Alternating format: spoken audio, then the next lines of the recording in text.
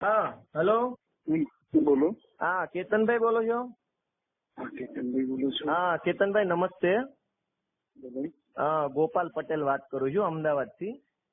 બોલો.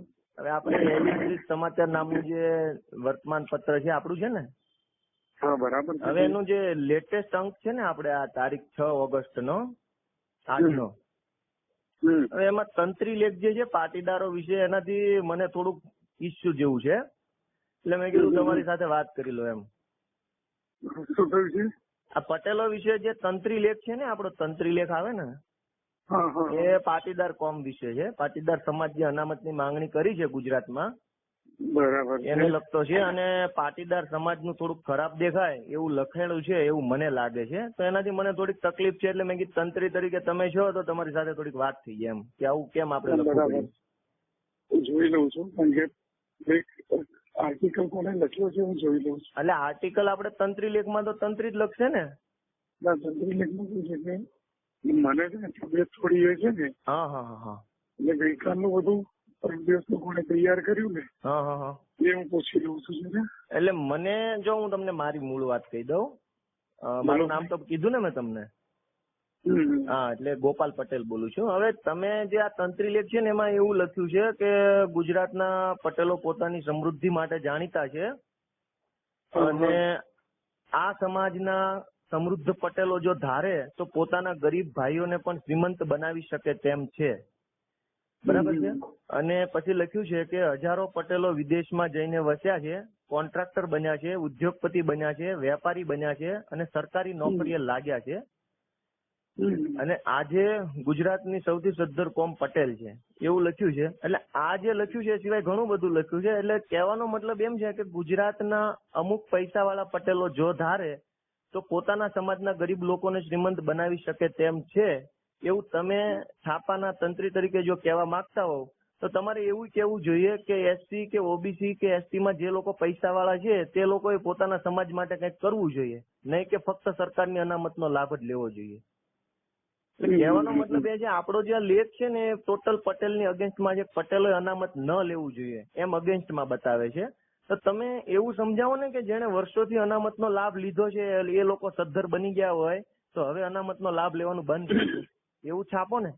પટેલોએ જે મેળવ્યું છે, પટેલો વિદેશમાં ગયા છે, પટેલો કોન્ટ્રાક્ટર બન્યા છે, પટેલો ઉદ્યોગપતિ બન્યા છે, તો પોતાની મહેનતથી બન્યા છે.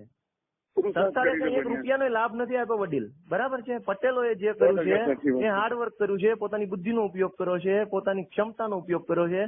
તો તંત્રી તરીકે એવું કહેવા વાળા કોણ વ્યક્તિ છે કે પટેલોને અનામત ના મળવી જોઈએ? શું કામ? મહેનતથી મેળવ્યું છે. અને હવે જે લોકોને અન્યાય થાય છે બધા પટેલ પૈસા વાળા નથી હોતા, સમજો. તમારી હારે જે પટેલ વાત કરે છે ને એ પટેલને ભારત આખામાં ક્યાંય પોતાના બાપના નામનું મકાન કે જમીન નથી. આ ઈ પટેલ તમારી હંગાત વાત કરે છે. એટલે તમે એમ માનતા કે બધા પટેલ વિદેશમાં છે તો હું ખુદ ગરીબ પટેલ છું, મારું કે મારા બાપનું મારા દાદા નામનું મકાન કે જમીન ક્યાંય નથી, તો તમે એવું કેમ છાપો છો પટેલને અનામત ના મળવી જોઈએ? જે લોકો વર્ષોથી 66 વર્ષથી અનામતનો લાભ લઈ અને કરોડોપતિ બની ગયા છે એના વિશે લખો ને કે તમે અનામતનો લાભ લેવાનું મૂકી દો એમ. પટેલોને શું કામ રોકવાની જરૂર છે? એટલે તમે તો વડીલ ઉંમરના છો, મેં જાણ્યું છે. એટલે તમારી સાથે મારે બહુ સરળ ભાષામાં વાત કરવી પડે, અને તમે સમજતા હશો હું જે કહેવા માંગુ છું તમે સમજતા હશો. બરાબર છે. આ વસ્તુ બહુ ખોટી છે. પટેલોને અનામત મળે કે ના મળે એ મીડિયાનો કે કોઈ બુદ્ધિજીવીઓનો વિષય નથી, એ પટેલોનો અને સરકારનો વિષય છે. પ્રશ્ન થઈ ગયો છે. બરાબર છે. અને પટેલો અનામત માગે છે પછાત બનવા માટે કે ગરીબ બનવા માટે નથી માંગતા, પણ 80% લાવવા છતાંય નોકરી નથી મળતી. એ જ 80% નોકરી લેવા માટે અનામત માંગવાથી કોમ પછાત થાય છે. હા, એટલે આપણે જે છાપું છે વડીલ છાપામાં એ બધું એવું સાબિત કરે છે કે પટેલો પછાતનો લાભ લેવા માટે થઈને આવ્યા છે. અને સંદર્ભ આપ્યો છે હરિયાણા અને રાજસ્થાનના ગુર્જરોનો અને રાજસ્થાનના મીણા સમાજનો સંદર્ભ આપ્યો છે પટેલ સમાજની સાથે, કે મીણા લોકો સમૃદ્ધ હતા અને પછાતપણાનો લાભ લેવા માટે થઈને ઓબીસી થઈ ગયા. એટલે પટેલો પછાત ગણવા માટે આવ્યા નથી. પટેલો પછાત ક્યારે હતા નહીં અને થશે નહીં. અંગ્રેજોના સમયથી પટેલો સદ્ધર છે. પણ કહેવાનો મતલબ એ છે કે જે 80% પટેલો નોકરી નથી મળતી એ જ જગ્યાએ 60% વાળો માણસ નોકરી લઈ લે છે, તો એ જ 80% પટેલને નોકરી મળે એના માટેનું આંદોલન છે. સમજાય છે? બરાબર. તો આપણે આ જે છાપું છે એ બિલકુલ ખોટું છે કે પટેલોને શરમ આવવી જોઈએ. આજે કોઈ પણને શરમ આવતી નથી એવું લખ્યું છે. પછાત દેખાવામાં શરમ આવવી જોઈએ, પણ આજે કોઈ પણ સમાજને તેમાં શરમ આવતી નથી. આ એક તમારા શબ્દોમાં લખેલું છે અંદર. શરમાવાની ક્યાં વાત છે? 80% નોકરી નથી મળતી, તેમાં શરમાવાનું હોય કે પાણી મરવાનું હોય? મરી જવાના વાળા આવે છે પટેલોને. 80% નોકરી. તમે જૈન સમાજના છો એટલે તમને બી ખબર હશે. પૂરેપૂરો. હા, જૈન સમાજ તો સરકારી નોકરીઓમાં ઓછો હોય છે, ધંધાદારી કોમ છે, એટલે તમને એટલો બધો અનુભવ ના હોય. પણ પટેલ સમાજ નથી ને ભાઈ, જૈન સમાજને તો આ લોકો બિલકુલ ઇગ્નોર જ કર્યા છે. હા, એટલે જૈન શું છે કે ધંધાદારી કોમ છે, બિઝનેસમેન કોમ છે, બરાબર છે. પણ આપણે સાહેબ બહુ ખરાબ વસ્તુ છે, મને બિલકુલ ગમતું નથી. પણ વડીલ તરીકે તમારી મર્યાદા કરતા મારાથી વધારે બોલાય નહીં, અને બહુ એવી ભાષા ન બોલાય, કેમ કે તમે વડીલ છો. પણ હવે આ વસ્તુ ઉપર થોડુંક ધ્યાન આપવામાં આવે તો સારી બાબત છે. પછી પટેલ અનામત આંદોલન તરફ હું આ મુદ્દો લઈ જાઉં અને તમારી અગેન્સ્ટમાં આ બધા લોકો અવાજ ઊંચો કરે, એ વસ્તુ સારી નહીં. એવું લખ્યું છે પછાત દેખાવામાં શરમ આવવી જોઈએ. પછાત દેખાવા માટે પટેલોએ આંદોલન નથી કર્યું. જે 80% નોકરી નથી મળતી, એ જ 80% નોકરી લેવા માટેનું આંદોલન છે આ. બરાબર છે. હું ખુદ અનામતનો શિકાર થયેલો માણસ છું કે એક માર્ક ઓછો હોય તો અનામત વાળો 60 માર્કે લઈ જાય ને આપણે 70 માર્કે રહી જઈએ, કેમ કે પટેલોનું મેરિટ. અમારી કોમ વર્ષોથી ભોગવી જ રહી છે. હા, તમે પણ ધંધાદારી કોમ છો. કદાચ જૈનોમાં છે ને કદાચ 5 થી 10% ગરીબ હશે. જૈનોની અંદર 90% લોકો છે ને એ બેકાર છે, 10% ધંધાદારી છે. અત્યારની પરિસ્થિતિ જુઓ ને તો તમે. તો પછી કાકા આપણે આવું છાપવું કેટલું યોગ્ય છે એમ કયો? મને શું છે ભાઈ, 3 દિવસથી આ અત્યારે જો મારે એડિટર પેલા એની જોડે કો-એડિટર જોડે વાત કરું છું. કેતનભાઈ સાથે મેં વાત કરી, મને કેતનભાઈ તમારો નંબર આપ્યો છે, અને કેતનભાઈ ને થોડુંક મારી વાતનું છે ને લાગી આવ્યું. મેં અમુક શબ્દો કીધા એટલે એમને ના ગમ્યું થોડુંક, કેમ કે કેતનભાઈ થોડાક મારી એજ ના છે. એટલે મેં વળી એમની સાથે ખુલીને વાત કરી, એટલે એમને થોડુંક ઓછું લાગ્યું કે ના, આવી રીતે કેમ તમે વાત કરો છો. એટલે તમારો નંબર આપ્યો. એટલે હવે વડીલ તરીકે તમે આ વાતને થોડીક ગંભીરતાથી લો, અને પટેલો વિશે બને ત્યાં સુધી છાપામાં કઈ ના છાપો તો સારી વસ્તુ છે, કેમ કે પટેલો પછાત થવા માટે નથી. આપણે હવે તમે લોકો મને તમારી જે કઈ મુદ્દાઓ છે ને એ મને મેલ સેન્ડ કરીને મોકલી આપો. જો વડીલ, આમાં હું છે ને, મારી વાત સાંભળો, હું કોઈ પણ પ્રકારના પટેલ અનામત આંદોલન સાથે જોડાયેલો માણસ નથી, કેમ કે હું એક સરકારી કર્મચારી છું, નાના લેવલનો.